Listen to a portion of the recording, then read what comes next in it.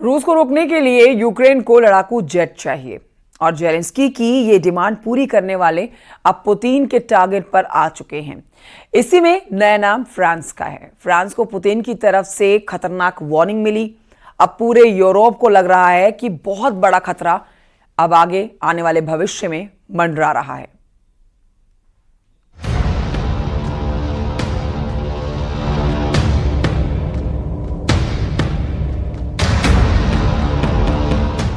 सात जून को हुई इस मीटिंग ने साबित कर दिया कि यूक्रेन रूस को आसमानी टक्कर देता रहेगा। ज़ेलेंस्की मैक्रो ऐसे मिले जैसे रूस से लड़ाई लड़ने के लिए अब फ्रांस पूरी तरह तैयार है। इस मुलाकात में ज़ेलेंस्की की नजर हथियारों पर रही और मैक्रो की नजर पुतिन की फौज पर। इस मीटिंग ने साबित कर दिया कि यूक्रेन को अब F-16 के साथ साथ फ्रांस का फाइटर मिराज 2000 भी मिलेगा।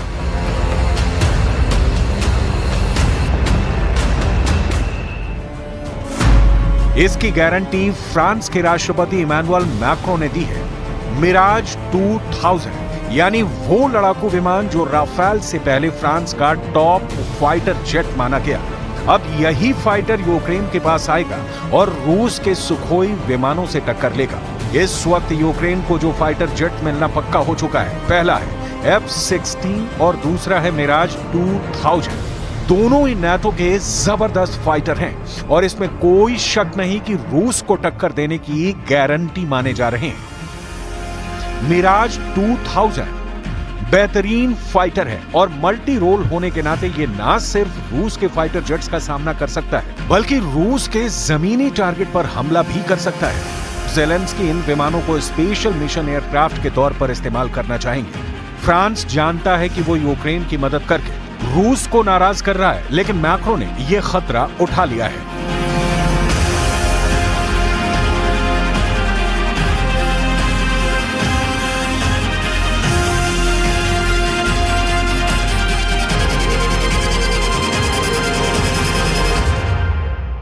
Pour l'aider aussi longtemps et aussi intensément que nécessaire.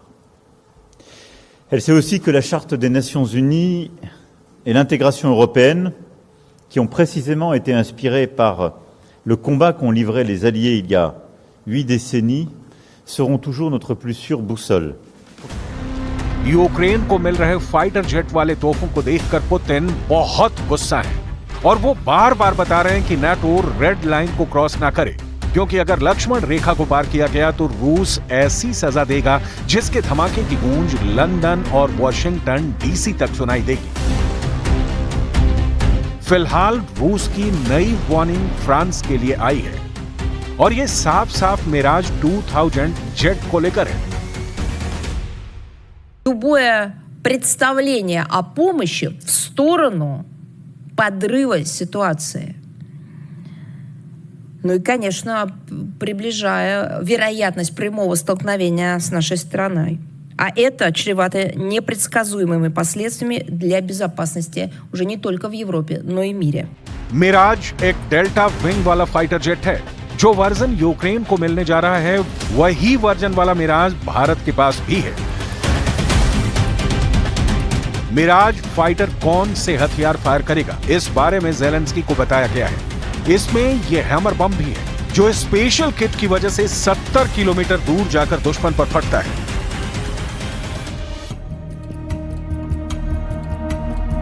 Zelensky बार बार पूछते रहे हैं कि पुतिन के हवाई हमलों से यूक्रेन को कौन बचाएगा।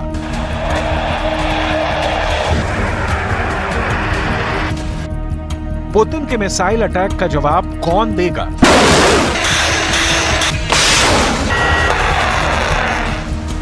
पुतिन की फौज को उनके घर में घुसकर कौन मारेगा।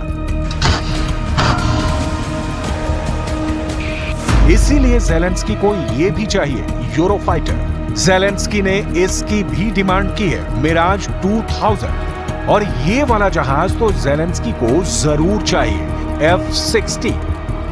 ये बात साफ है कि यूक्रेन को बचाने से ज्यादा ज़ेलेंस्की रूस पर हमले के लिए बेकरार है और अब इसमें फ्रांस भी उनकी मदद को आगे आ गया है। Англосаксы откровенно подстрекают киевский режим к совершению варварских терактов. Судя по всему, разрушений им мало. Они требуют от киевского режима еще. Они поощряют впрямую наносить удары в глубине России. И даже этого им мало. Теперь в Вашингтоне и Лондоне взялись за планирование масштабных диверсий.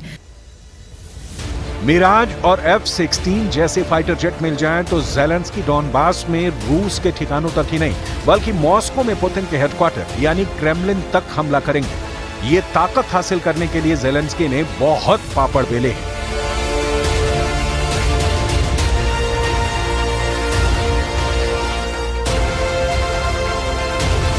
ज़ेलेंस्की का मिशन फाइटर जेट शुरू हो गया है, जिसे यूरोप और अमेरिका में ज़ेलेंस्की की फाइटर जेट डिप्लोमेसी कहा जा रहा है। ज़ेलेंस्की ने मिराज और F-16 फाइटर जेट को लेकर 5 फायदे बताए हैं। इसमें यूक्रेन की जरूरत से लेकर अमेरिका को लालच और ऐसे वादे भी हैं जिन पर यकीन करना बाइडेन के लिए दो धारी चाकू पकड़ने जैसा है। पहली वजह, यूक्रेन अगर F-16 से लड़ेगा तो वो रूस के सभी हमलों को रोकने में कामयाब रहेगा, यानी उसका स्ट्राइक रेट 100% हो जाएगा। यूक्रेन का दावा है कि अभी तक वो रूस की तरफ से हो रहे 75% हवाई हमलों को रोकने में कामयाब हो रहा है, लेकिन मिराज और F-16 मिलने से बाकी 25% की भरपाई भी हो जाएगी, क्योंकि तब ये जहाज नाटो से मिले एयर डिफेंस के साथ मिलकर एक नेटवर्क बनाकर काम करेगा। F-16 चुनने की दूसरी वजह, डॉग फाइट में ये जहाज रूस के विमानों पर भारी पड़ सकता है, ऐसा ज़ेलेंस्की का दावा है। जबकि सच ये है कि रूस के सुखोई 35 जैसे फाइटर जेट दुनिया के बेहतरीन डॉग फाइटर माने जाते हैं, यानी ये ऐसी कलाबाजियां खाते हैं कि इसके मुकाबले में दुश्मन का कोई फाइटर ज्यादा वक्त तक नहीं टिक पाता। लेकिन ज़ेलेंस्की का कहना है कि F-16 मिलेंगे तो रूस के लड़ाकू विमानों को गिराना आसान हो जाएगा। हालांकि अब तक नाटो को यह समझ में नहीं आ रहा है कि रूस से कैसे निपटा जाए। ज़ेलेंस्की भी परेशान है कि अगला हमला रूस कैसे करेगा और वो उसे कैसे रोक पाएंगे। अगर वो अमेरिका और उसके नाटो वाले साथियों से हथियार नहीं मांगेंगे तो यूक्रेन का पूरी तरह से ढह जाना बस कुछ दिनों की बात रह जाएगी। उनके सामने रूस के फाइटर जेट हैं जो आए दिन यूक्रेन पर बम बरसा रहे हैं। ज़ेलेंस्की इसी खतरे को खत्म करना चाहते हैं। इसमें चाहे पुतिन के फाइटर जेट हों या फिर पुतिन के अटैक हेलीकॉप्टर, रूस की एयर पावर 24 घंटे यूक्रेन पर खतरे की तरह मंडरा रही है। यही ताकत है जिसे दिखाकर पुतिन बार बार कह रहे हैं कि यूक्रेन को हथियार डालने पड़ेंगे, क्योंकि इससे कम में वो मानने वाले नहीं हैं।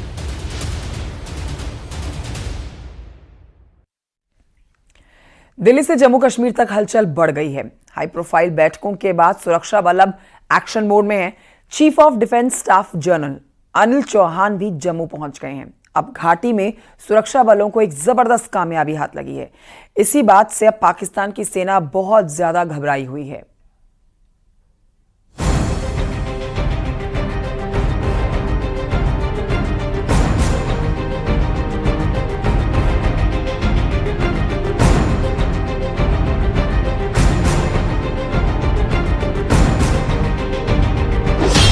आतंक के मुकम्मल इलाज के लिए जम्मू पहुंचे सीडीएस।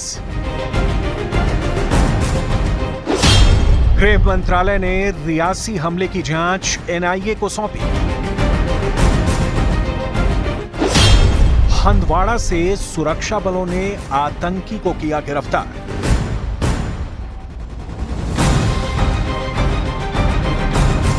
मोदी सरकार कश्मीर के साथ जम्मू में भी जीरो टेरर प्लान का मूड बना चुकी है। गृह मंत्रालय एक्शन में आ चुका है। सेना अलर्ट मोड पर है।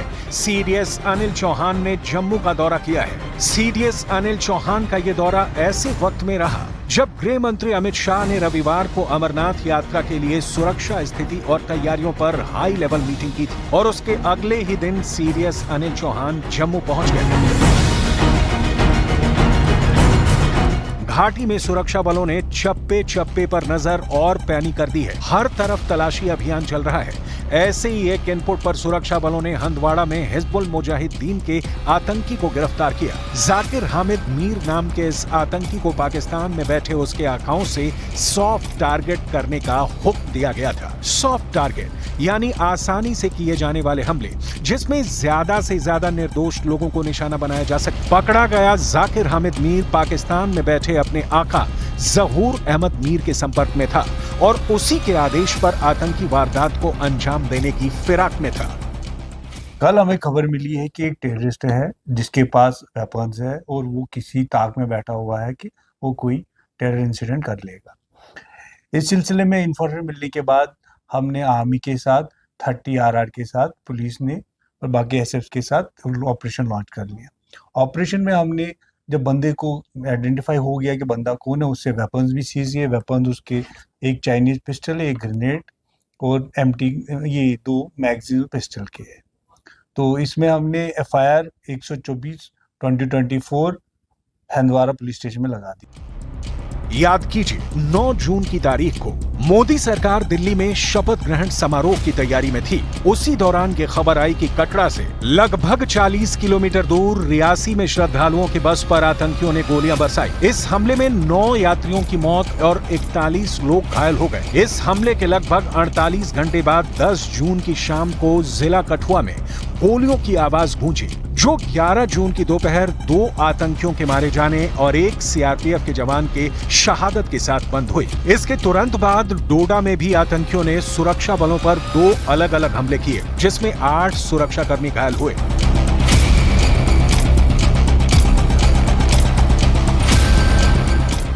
साफ है, तीसरी बार भी नरेंद्र मोदी के सत्ता में आते ही आतंकियों के आका बौखला चुके हैं, इसलिए आतंकी वारदात को अंजाम दे रहे हैं। लेकिन अब आतंकियों की एक नहीं चलने वाली, क्योंकि मोदी सरकार सत्ता संभाल चुकी है और इस सरकार को एक्शन लेने आता है।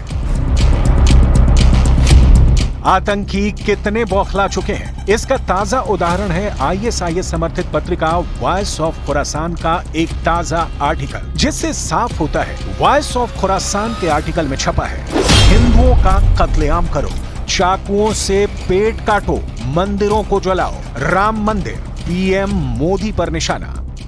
वॉइस ऑफ खोरासान मैगजीन के जरिए PM मोदी के खिलाफ जहर उगला गया है।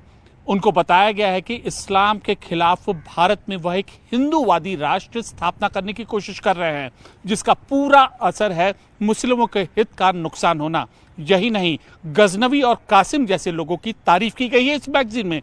कुल मिलाकर बीजेपी और PM मोदी को निशाने पर लिया गया है इस जहरीली मैगजीन में। रिपोर्ट्स के मुताबिक पत्रिका वॉइस ऑफ खुरासान ने अपने कवर पेज पर दी गई हेडलाइन में लिखा, हे बहुदेववादी भारतीय राजा महमूद गजनवी का फिर से सामना करने के लिए तैयार हो जाओ। भारत के मुशरिकों को कारों से मारो, चाकुओं से उनके पेट चीरो, इनके मंदिरों, घरों, कारों, संपत्तियों और फसलों में आग लगाओ, भीड़ भाड़ वाली जगहों को निशाना बनाओ।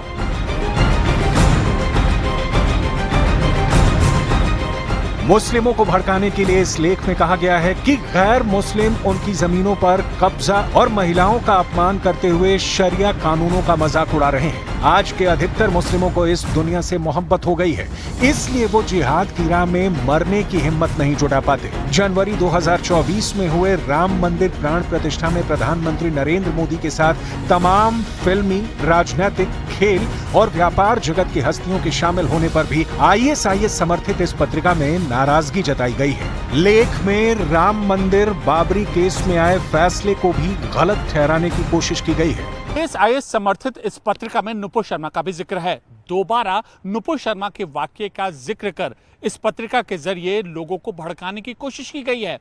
यही नहीं, ओवैसी के खिलाफ चुनाव लड़ चुकी बीजेपी महिला प्रत्याशी के खिलाफ भी इस पत्रिका ने जहर उगला है, ताकि लोग और ज्यादा से ज्यादा उसके खिलाफ भड़क जाएं। कट्टरपंथी सोच रखने वालों की बौखलाहट वॉइस ऑफ खुरासान में छपे लेख से पता चलती है। मैगजीन में हर वो कोशिश की गई है कि मुसलमानों को गैर मुस्लिमों के प्रति उकसाया जाए। हिंदुओं की हत्या बम ब्लास्ट और दूसरे तरीकों से भी करने को कहा गया है। यही नहीं, कट्टरपंथियों में अपने इस लेख में बदला लेने की नीयत से किए जाने वाले हमले को नेक काम वाली कोशिश तक करार दिया है। इस तरह के लेख भारत की आंतरिक सुरक्षा के लिए गंभीर खतरा है।